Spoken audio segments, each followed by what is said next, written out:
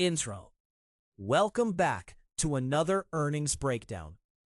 Today, we are diving deep into the Q4 FY26 results for Wipro Limited. Let's unpack the numbers. Buyback. Massive news for shareholders. Wipro has announced a mega buyback of up to 60 crore shares. The board approved a tender offer route at 250 rupees per share. This translates to a total buyback size of up to 15,000 crore rupees, a strong signal of confidence from the management. Total income. Looking at the top line, Wipro reported a consolidated total income of 25,090.5 crore rupees. Revenue from operations stood at 24,236.3 crores, with other income contributing 854.2 crores. This marks a year-on-year growth of 5.90% and a sequential bump of 2.16%. Expenses. Moving to the cost structure, total expenses for the quarter came in at 20,425.6 crore rupees. The biggest chunk was the employee cost at 14,340.8 crores. Additionally, subcontracting and technical fees accounted for 2,792.5 crores, reflecting ongoing talent and execution investments. EBITDA.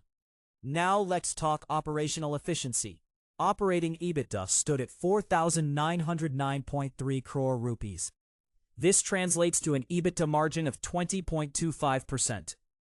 While EBITDA grew 6.4% year-on-year, margins slightly contracted by 24 basis points compared to last year. PBT. Shifting to profit before tax, Wipro posted a PBT of 4,667.67 crore rupees. That's a solid year-on-year jump of 12.91%. However, it dipped marginally by 1.59% on a quarter-on-quarter basis. PAT. Down to the bottom line. The net profit attributable to shareholders was 3,501.8 crore rupees.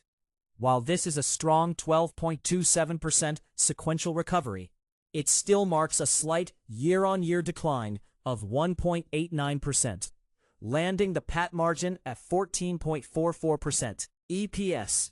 For the per-share metrics, the diluted earnings per share came in at 3.33 rupees, mirroring the net profit trend. This is a drop of 1.76% yearly, but a solid double-digit recovery of 12.12% from the previous quarter. Summary. To wrap it all up, Wipro delivered steady top-line growth, with revenue up 5.9% year-on-year. However, the bottom line faced minor pressure, dipping 1.9%, while margins held steady around 20%. The standout highlight is undoubtedly the massive 15,000 crore rupee buyback, setting a positive tone for the year ahead. Disclaimer. This content is for educational purposes only and does not constitute financial advice.